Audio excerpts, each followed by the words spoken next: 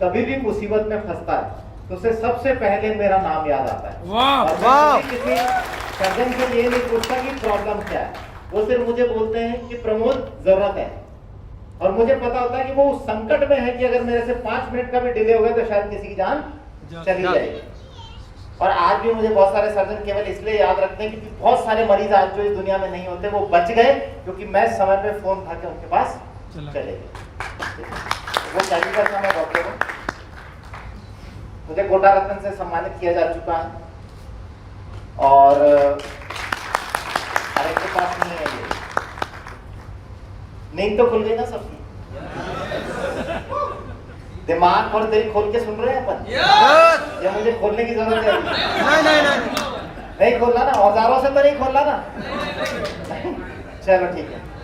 क्या होता है अक्सर, मुझे आप लोग सुनने के लिए आए, आप लोगों ने एक डिवाइस को लेकर के टेस्टिमोनियल सुना, बहुत अच्छा आपको लगा, विश्वास आपको आया। अभी सबसे बड़ी मुसीबत क्या है ना, ये टेस्टिमोनियल ही है।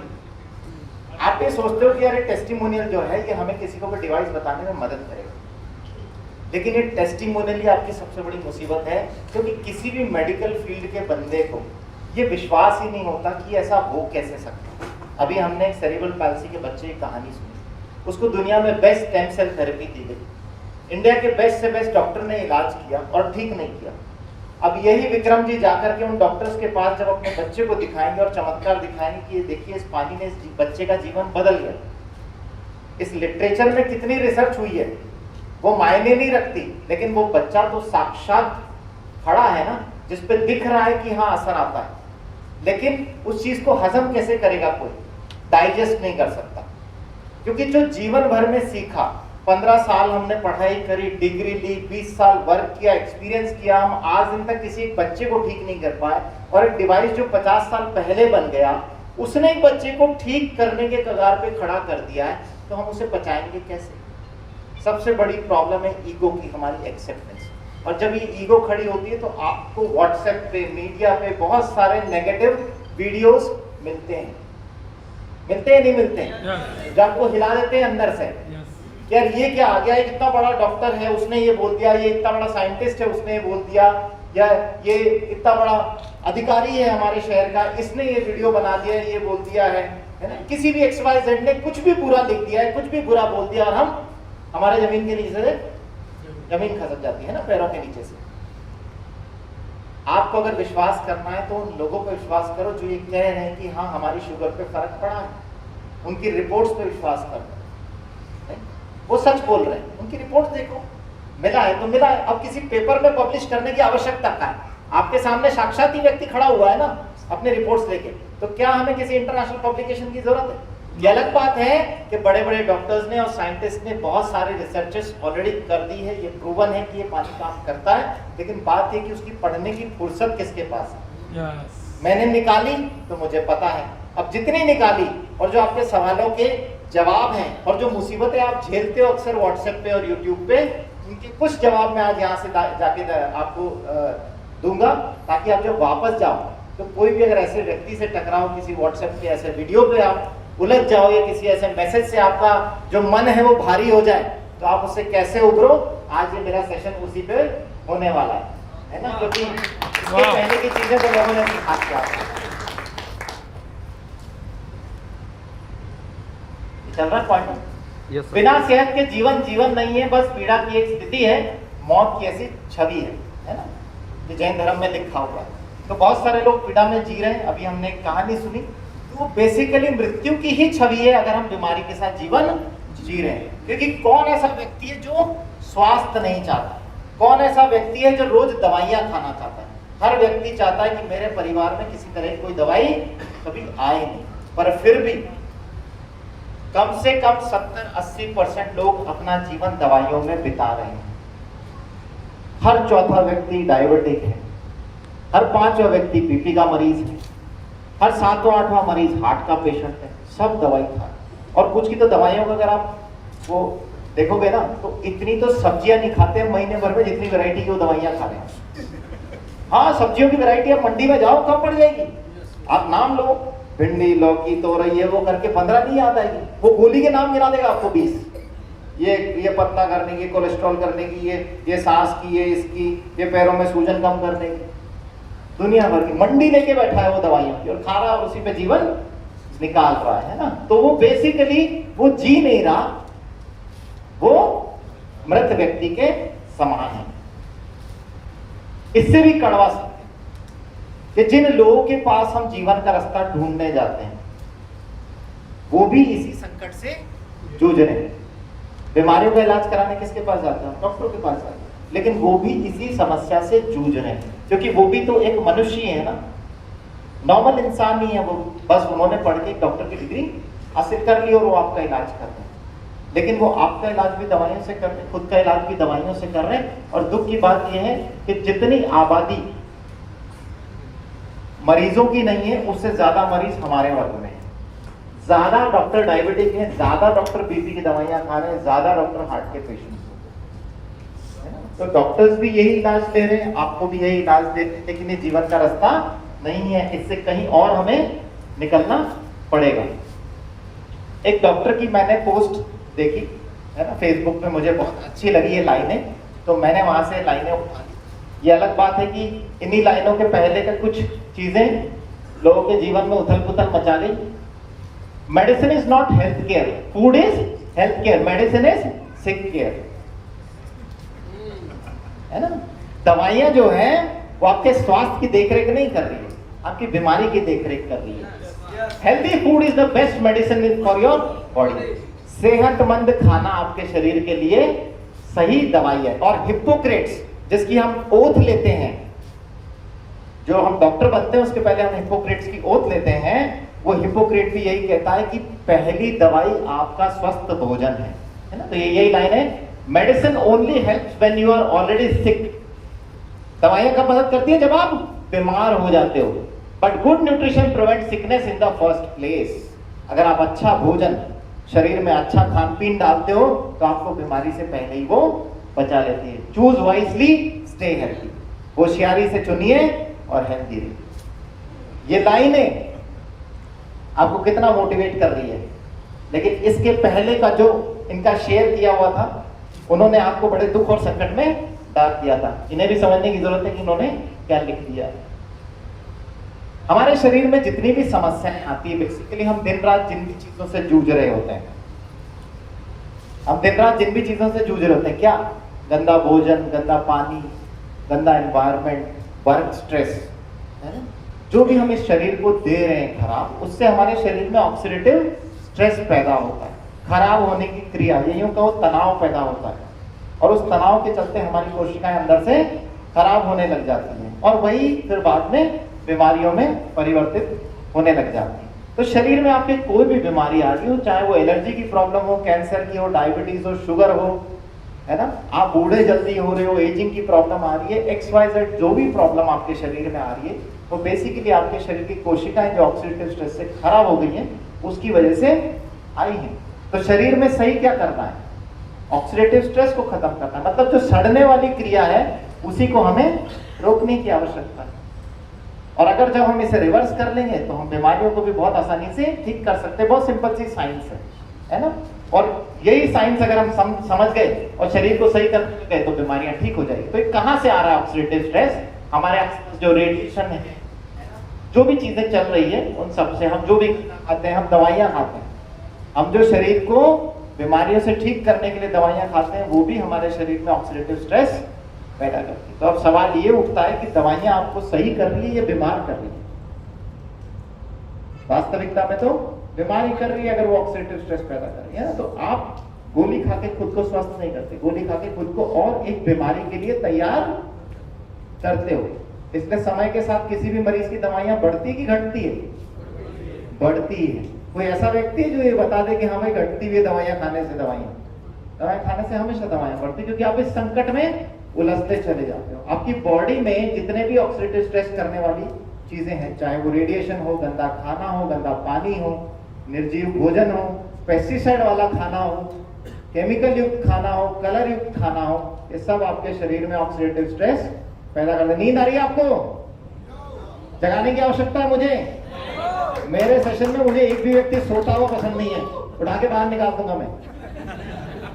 मैं सर्जरी में नहीं सो सकता तो लोगों की आंखें बंद कैसे देख सकता हूँ? आंखें बंद मुझे ऐसा लगता मर गए ये। इसका CPR करना पड़ेगा।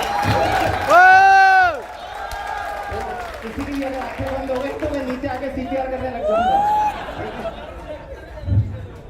तो जब भी ये ऑक्सीडेटिव स्ट्रेस के एलिमेंट होते हैं, ये हमारे शरीर से इलेक्ट्रॉन निकाल लेते हैं, है ना? इनको इलेक्ट्रॉन हमारे क्या करते हैं, ये इलेक्ट्रॉन्स को बॉडी में से निकाल लेते हैं। इलेक्ट्रॉन हमारी बॉडी का करंट है ना? बिजली में करंट आता है फ्री इलेक्ट्रॉन से। जो साइंस के स्टूडेंट हैं, जो इंजीनियर्स हैं, वो समझते हैं कि करंट बहता है इलेक्ट्रॉन्स की वजह से। ऐसे ही हमारे शरीर में भी फ्री इलेक्ट्रॉन से ही करंट बहता है।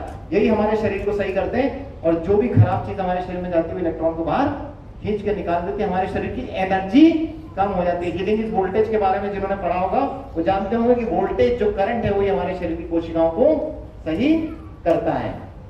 तो एक करंट जब हमारा खराब हो जाता है, हमें बीमारियां आने लग जाती है। अब इस करंट को कौन देगा? जिसमें एंटीऑक्सीडेंट गुण होगा, जिसमें फ्री इलेक्ट्रॉन्स होंगे। वो किसमें है? आपके कहेंगे वाटर। कितने एंटीऑक्सीडेंट है उसमें? 1.5 लीटर पानी में 516 सेब के बराबर एंटीऑक्सीडेंट। जब इतना एंटीऑक्सीडेंट आप ले लोगे 1.5 लीटर पानी आप पी करके, तो कैसे नहीं आपके कोशिकाओं में एनर्जी आ जाएगी, कैसे नहीं उनको वोल्टेज मिलेगी, और जो इतने समय से बीमार कोशिकाएं पड़ी हुई है वो कैसे ठीक नहीं होगी। जब आपके पैंक्रियास के सेल ठीक होंगे तो आपकी डायबिटीज भी सही हो सकती है, आपके थायराइड के सेल ठीक होंगे तो आपकी थायराइड की बीमारी भी सही हो सकती है, और जब आपके सेल्स खराब होने से जिनमें कैंसर पैदा हुआ वो जब सही होने लगेंगे तो कैंसर तक भी ठीक हो सकता है। बहुत ही सिंपल सा विज्ञान है। तो जब इतनी एंटीऑक्सीडेंट स्ट्रेंथ इस पानी के अंदर है तो कैसे ये काम नहीं करेगा? इस चीज को हम जुटला नहीं सकते। डॉक्टर रे कुर्जवेल, ये आज की डेट में इनको थॉमस एल्वा एडिसन कहते हैं। थॉमस एल्वा एडिसन को जानते हैं आप? जिसने बल्ब का आविष्कार किया था, उसने हजारों आविष्कार करे, उसे बहुत बड़ा साइंटिस्ट माना जाता था। ये आज के थॉमस एल्वा एडिसन। इन्हें लेवलसन अवार्ड मिला है। लेवलसन अवार्ड साइंस की दुनिया में साइंटिस्टों को मिलने वाला सबसे बड़ा अवार्ड है। 19 डॉक्टरेट्स हैं इनके पास, PhD है ना? एक आदमी एक PhD लेता है तो एक डॉक्टरेट मिलता है। कितने डॉक्टरेट हैं? 19 ऑनररी डॉक्टरेट हैं। तो ये किस लेवल के साइंटिस्ट हो गए? और ये खुद लिखते हैं, इस पानी पे इन्होंने 15 साल रिसर्च करी है। There is more benefits to alkaline water than simply the alkalinity और pH। इस पानी में pH और एल्कलिनिटी का खेल है कि नहीं है वो तो अलग बात है। इससे इंपॉर्टेंट चीज है, the most important feature of alkaline produced water alkalizer is the oxidation reduction potential. वो ORP माइनस जो आप दिखाते हो, जो फ्री इलेक्ट्रॉन्स उसमें है, जिनमें एंटीऑक्सीडेंट गुण है, उस एंटीऑक्सीडेंट गुण की वजह से पानी आपके शरीर में कमाल करता है। और वो कमाल हमने देखा भी जब आपने यहाँ टेस्टिमोनियल सुने। तो इसे कुछ छुपा नहीं सकता। इस पानी को लोगों ने सही तरीके से समझा नहीं। अब क्या होता है, जब हम पानी पीते हैं, इस पानी के बारे में आप किसी को बताते हो, डेमोन्स्ट्रेशन दिखाते हो, तो मन में बहुत सारे उलझुल सवाल आ जाते हैं। लोग आपसे बहुत सारे उल्टे सीधे सवाल पूछते हैं। बहुत सिंपल सी साइंस है। अगर हम केवल ये भी समझ जाए कि पानी हमारे शरीर में जाता कैसे है, कहाँ काम करता है, तो भी हमारे लिए समझाना बहुत ही आसान हो जाएगा।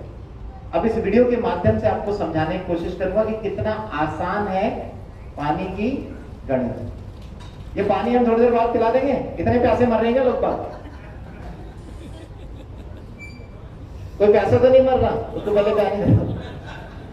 मुझे लगा यहाँ ज्ञान की प्यास है लोगों को, मुझे तो लगा यहाँ पानी की प्यास है। कोई बात नहीं, पानी पियो, उसके पहले समझ लो कि पानी करता कैसे शरीर में काम। ये वीडियो चलाते हैं हम।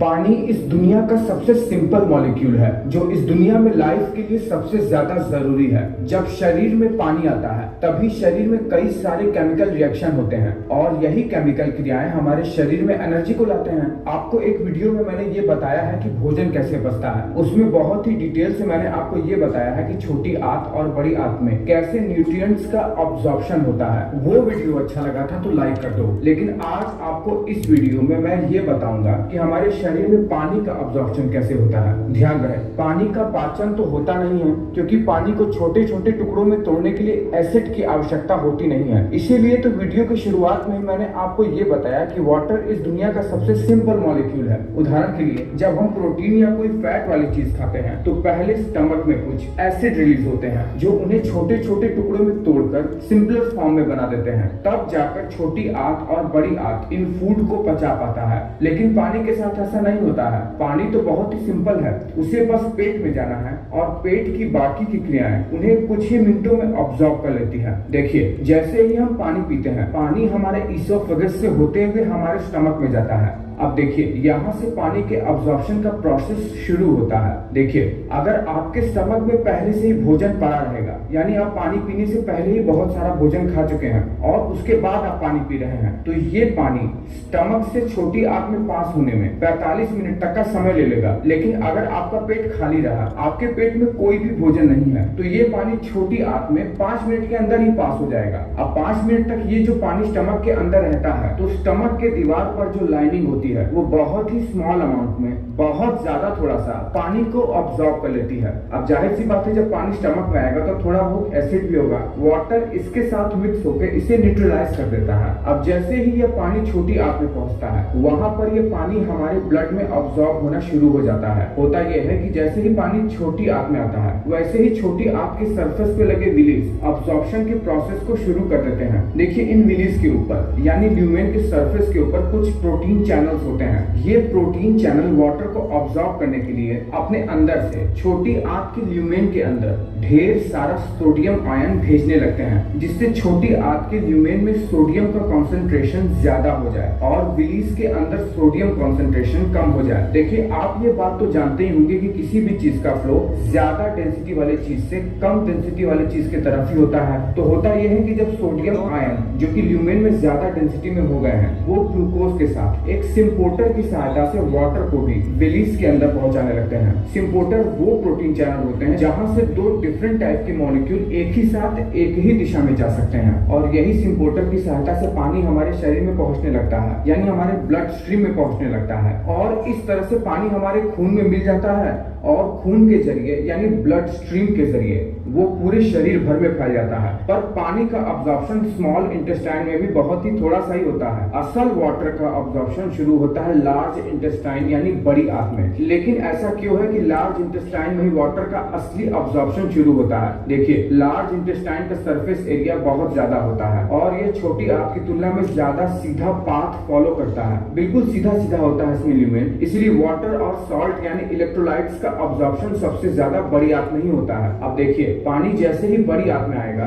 सोडियम कंसंट्रेशन यहाँ ल्यूमेन में ज्यादा हो जाएगा और सेल के अंदर यहाँ पर सोडियम कंसंट्रेशन कम हो जाएगा। जैसे ही सोडियम के डेंसिटी में डिफरेंस आया, वाटर के मॉलिक्यूल ग्लूकोज के साथ मिलकर एक सिम्पोर्टर के थ्रू हमारे बॉडी में ऑब्जॉर्ब हो जाएंगे। अब देखिए, लार्ज इंटेस्टाइन में जब भी पानी या किसी भी फूड का मूवमेंट होता है तो वो एक मास मूवमेंट होता है जो कि दिन में 3 से 4 बार होता है। जैसा कि मैंने आपको बताया कि वाटर का असली ऑब्जॉर्प्शन बड़ी आंत में ही होता है। अगर बड़ी आंत में यही वाटर का ऑब्जॉर्प्शन ढंग से ना हो पाए, पानी बड़ी आंत में ही ठहरा रह जाए, तो व्यक्ति को लूज मोशन यानी डायरिया होने लगता है। वही बात की पेट में गुड़गुड़ सा हो रहा है, वो ढंग से शरीर में वाटर के ऑब्जॉर्प्शन के ना हो पाने के कारण ही होता है। इसके लिए व्यक्ति को अपने शरीर में इलेक्ट्रोलाइट्स आयन को बैलेंस करना चाहिए, और वही जब पानी का ऑब्जॉर्प्शन बड़ी आंत में बहुत ज्यादा हो जाता है तो हमारे पेट में जो वेस्ट मटेरियल होता है वो बहुत ज्यादा टाइट हो जाता है। इसी तरह से हमें कब्ज यानी कॉन्स्टिपेशन की शिकायत होने लगती है। इसीलिए व्यक्ति को जब बहुत ज्यादा कब्ज हो जाता है तो डॉक्टर कहता है कि पानी ज्यादा से ज्यादा पियो, आपकी बड़ी आंत ज्यादा से ज्यादा पानी को ऑब्जॉर्व कर रही है। तो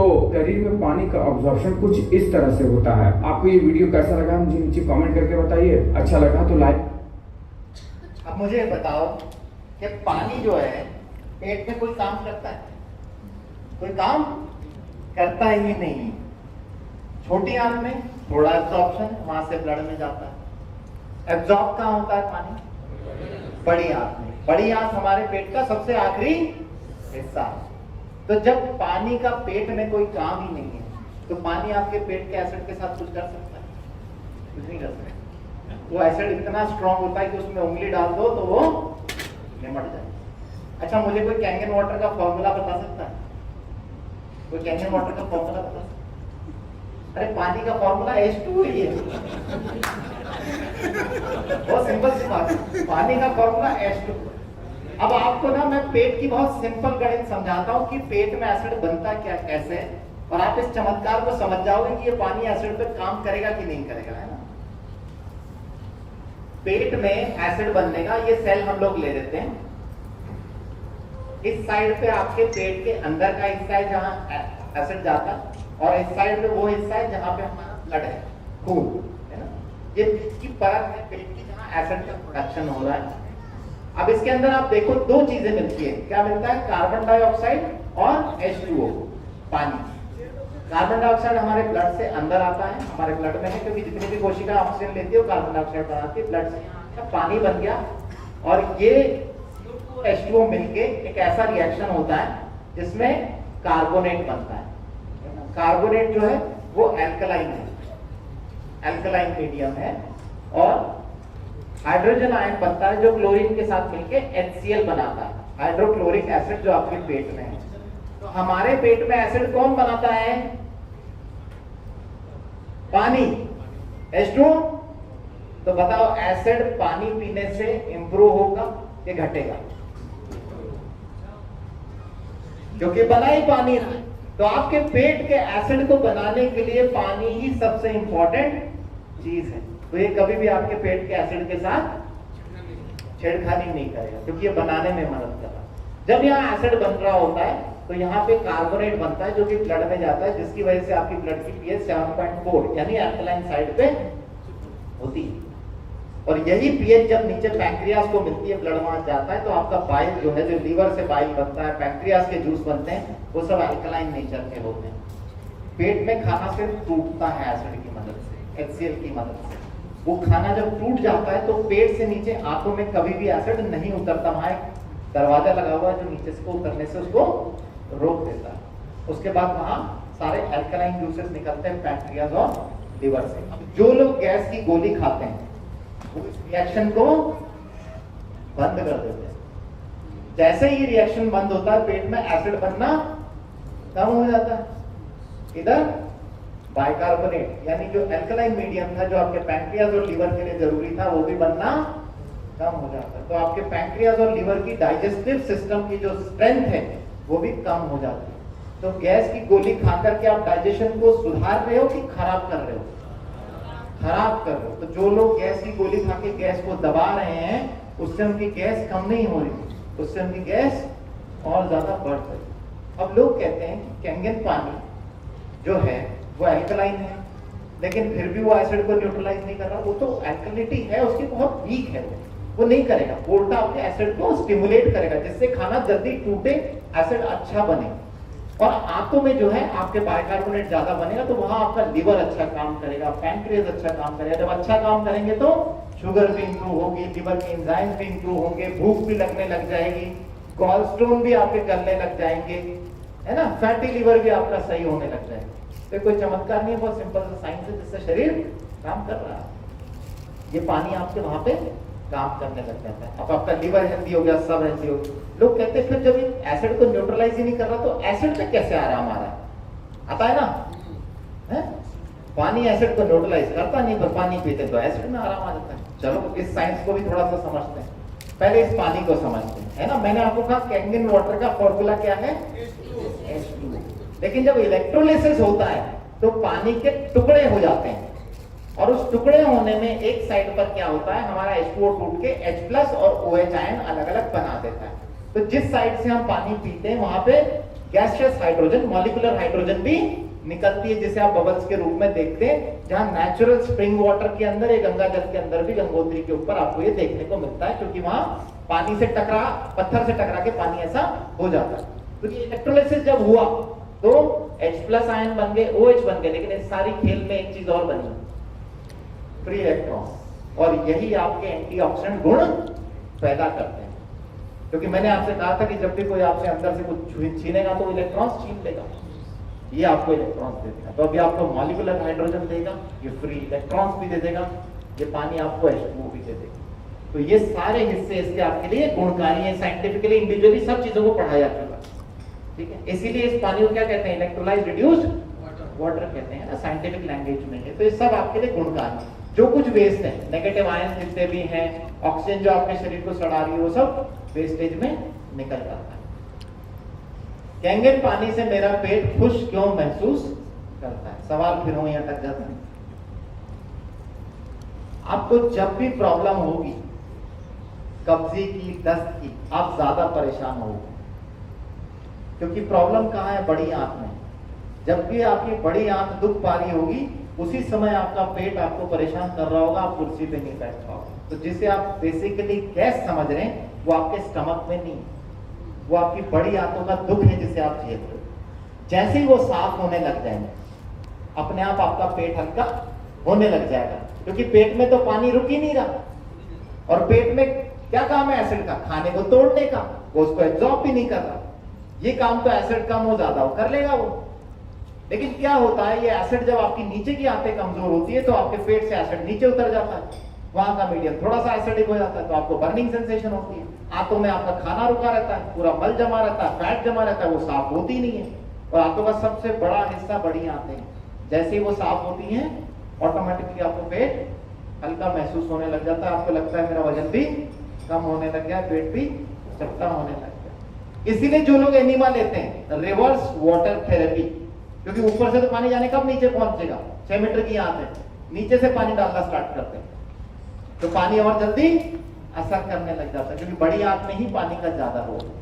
तो आप जो शुरुआती लोग हैं वो पानी पी भी रहे हैं, एनीमा भी ले रहे हैं पानी से, उनको और ज्यादा बेनिफिट महसूस होता है। इसीलिए आयुर्वेदिक पद्धति में जब भी किसी बीमारी का इलाज किया जाता है तो सबसे पहले शुरुआती 3 से 7 दिन पानी का एनीमा लगाया जाता है।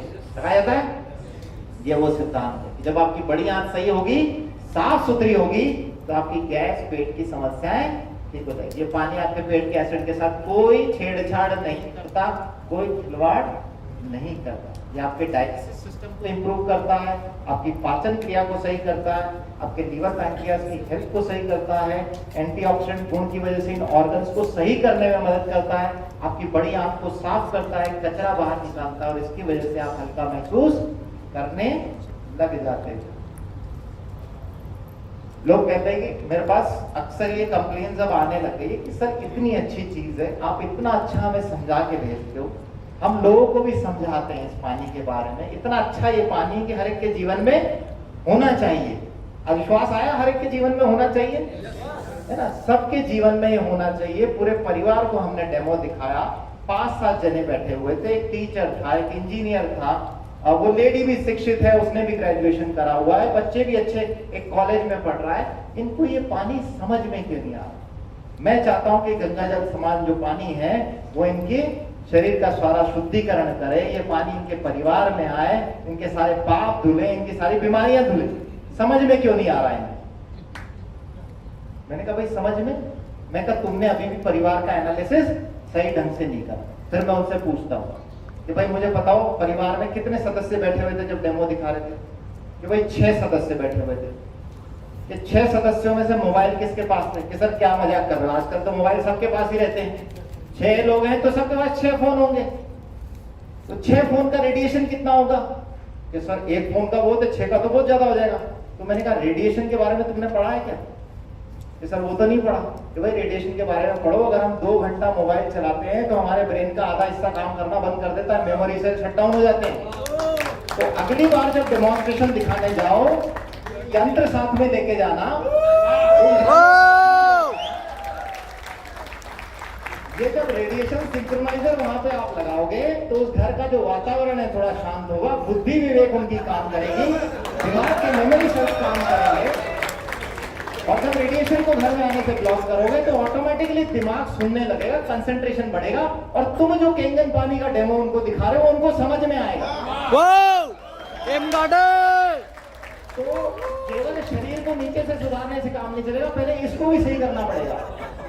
तो पहले तो हमें यंत्र घर में लगाना है, उसके घर की रेडिएशन को सिंक्रोनाइज करना है, ताकि जितनी बुरी रेडिएशन से उसके परिवार वालों की मति भ्रष्ट हो गई है उसको हम सुधार सके।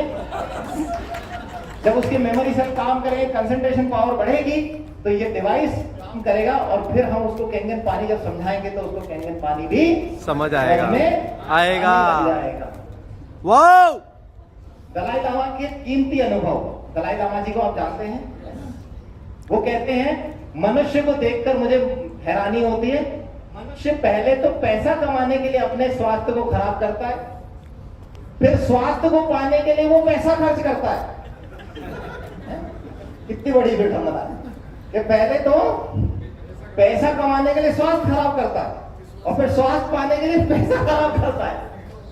वो भविष्य के बारे में इतना चिंतित रहता है कि वर्तमान का भी आनंद नहीं लेता। परिणाम यह होता है कि वह ना तो वर्तमान में जीता ना ही भविष्य में, वह तो ऐसे जीता है जैसे कभी मरने वाला ही नहीं, और फिर जब ऐसे मरता है जैसे कि वो कभी जिया ही ना हो, वो ऐसा कुछ ही मरता है। तो ये जीवन की विडंबना है। हम लोगों को न जीना सिखा सकते, न आनंद सिखा सकते, न उनका जीवन बदल सकते। हमारा काम है केवल उन्हें अच्छी चीज के बारे में जागरूक करना। उनका अपना परिवार है, वो अपने परिवार के लिए निर्णय खुद ही लेंगे। ऊपर वाले ने लिख के भेजा है कि स्वस्थ जीवन जिएगा कि दवाई युक्त जीवन जिएगा। आपको सिर्फ अपना काम करना और उन्हें स्वास्थ्य के बारे में जागरूक करना। धन्यवाद।